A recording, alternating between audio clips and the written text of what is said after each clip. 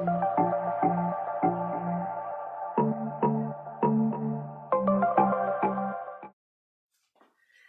afternoon, everyone, and thank you for stopping by. I'm Nick of Nicktastic Art, and I really appreciate you dropping by for this journey with me. On this first series of videos, I'm going to do 3 different techniques, and those 3 techniques I want to leverage the exact same colors to see what happens exactly when you approach colors differently using different techniques. So in this first video, you're going to see a swipe that I didn't feel exactly captured what I was looking for. And so in order to go ahead and correct that, I tried adding a different technique in and still wasn't extremely happy at the end, but instead of scraping, I wanted to go ahead and see the dried results. So that's what I'm going to share with you. Thank you again for being here. Enjoy. So the colors I've got today are going to be an indigo, a Prussian blue, a mixture of the Caribbean pink with the rose quartz, kind of that color. And one of the things I did was I scraped my tables. So this glorious color that you see here is a table scrape. So we're going to get started here. I'm going to use a white base, and we're going to put a good amount of the white in here. So thank you guys. I wanted to say I really appreciate everybody stopping by to take this little adventure with me.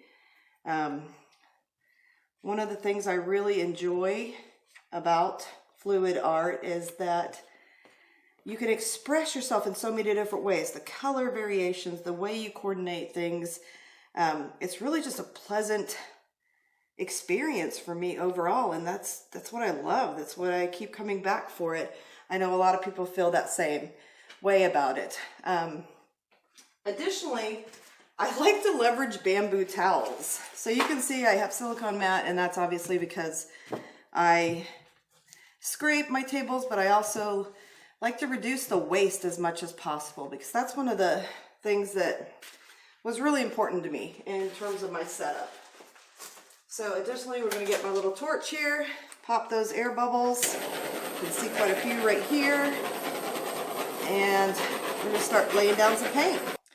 All right, so the order of the colors is really interesting to me, and I actually did an experiment where I did a bloom and I did the colors in 4 different ways and produced the bloom with each color varying on top. Now I like the depth of Prussian blue a lot, so I'm going to start with that. And for me, since we're going to do a minimalist swipe with a lot of negative edges, I'm going to run this like this. And that may not end up be where it ends up being ultimately, but that's where we're going to start with. Now for this color that I scraped, which is just so pretty, you know, consistency wise, it runs off, it mounts for a second and disappears, which is my preferred. It is also the reason why, though, I have a little bit of a trouble with the Dutch pours, because I tend not to have my paints thin enough, but we're going to work this one out here and pick up a little bit more and continue that line. Very pretty color. Hope that it looks as good on camera as it does in person. So coming from that point, we then want to go ahead and I'm going to bring in an indigo. And again, this color dries very dark or different than what you're going to see on the canvas. And that is also one of the things I'm going to make sure to always do to you guys. My commitment is to let you see dry results. Because if you can't see the dry results, it's truly not exactly an opportunity to see what was actually created. Now in that scraped paint, I did get a smudgy, so we're going to get him out of there.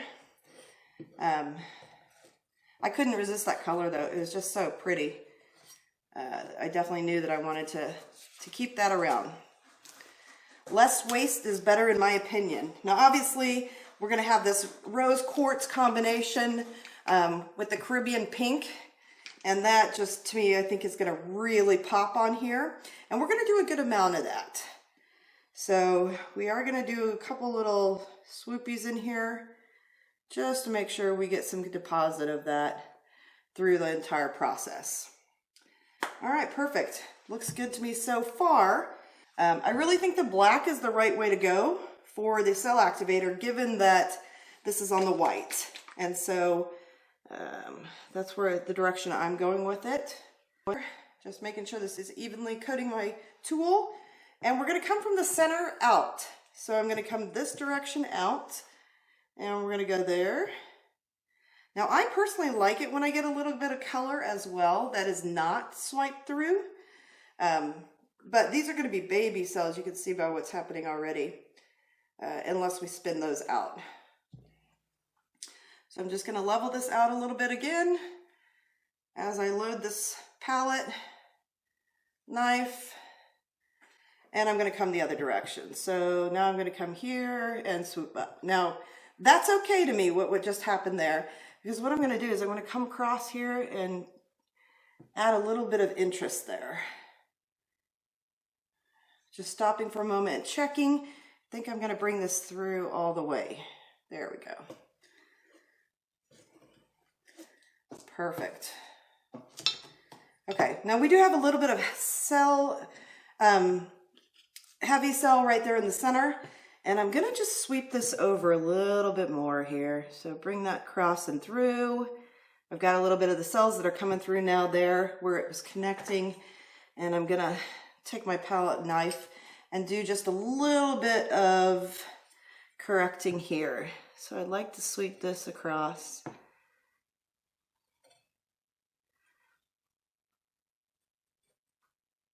Yeah, that's definitely better. A lot of modifications sometimes really add to the project, and so I'm not afraid of modifying when I need to. I think sometimes that can really add a lot. Okay, making sure that I've got good coverage here.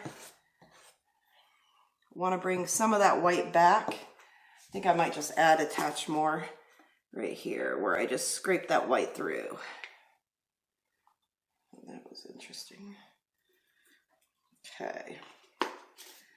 All right, so I'm liking what I'm seeing. I think that if we spin this, we're going to have an opportunity to see some really interesting effects happen. Spinner here, I love this thing. It is so smooth. Hopefully that's not blinding you right now, but it is so smooth in terms of the spin that I get on this thing now. And we're not going to go crazy, so we are going to do slow spins to start out and see where that takes us. So just to give her a little spin, see what happens as it expands. Okay, a little more aggressive than that. Okay, we're gonna get a lot more aggressive here.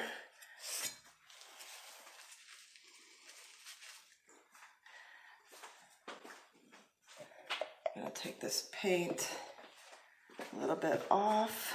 All right. So you can see there was a little bit here that got a little muddy because of the pink. So I'm actually going to tilt this and open up those cells a little bit more on that side. Yeah, that's good. You can see where the weight of the paint is, hopefully. I don't have it completely in the center there. So I'm just going to open those cells up a little more down there and allow for that to come through. Perfect.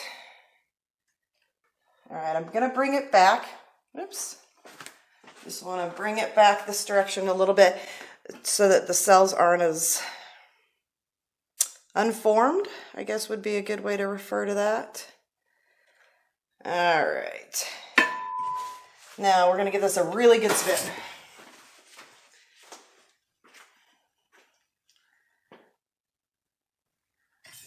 Okay.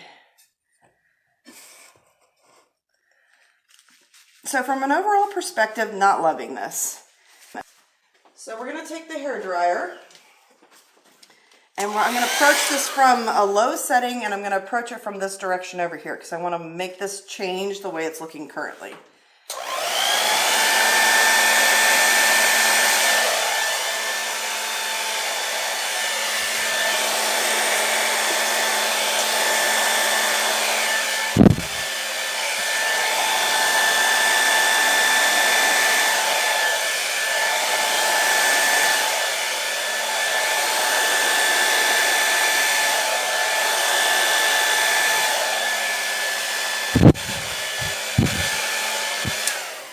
Okay, for the most part, that's providing a lot of interest here now. And if you're taking a look at this from either direction, we've got an imbalance happening though that I'd really like to just address right here in the center.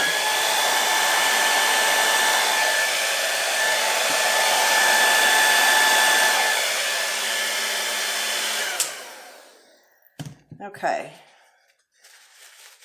I'm liking that a lot more, but what I am going to do is kind of clean up in here, because one of the things I'm not liking is how much that went over into the other side here. So I've got a lot of blue obviously underneath there when I blew that out underneath the white, and that's okay because that's part of the process, right? If your composition isn't what you expected it to be and doesn't meet what your needs are, just take it away. Get rid of the part that you're not enjoying and move on.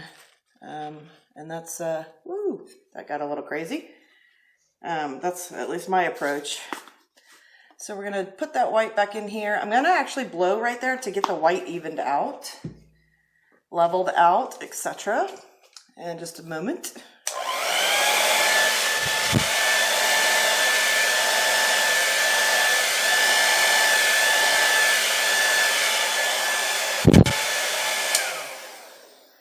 All right, let's take a look at this now. I'm not hating that at all. I think it actually has a lot of dimension to it. What I would say though is I'm still missing a little bit of that blow in the center that needs to come down. That is not quite meeting the other side. So here's the dried results. You can tell that that rose quartz did come through a little bit, but because of the black being heavy, it's not as clear. Do want to zoom you in for a couple sections. That's super pretty. You can definitely tell where the blowout added dimension to the swipe that wasn't successful. This corner actually down here happens to be my favorite part of the piece. But overall, not something I'm super in love with, but since I had created the video, I wanted to share with you guys the results. Again, thank you so much for watching. I hope you at least took away something in terms of recovering from an item that's not exactly going the direction you want it to go to. And I appreciate everyone's support, so please find your bliss.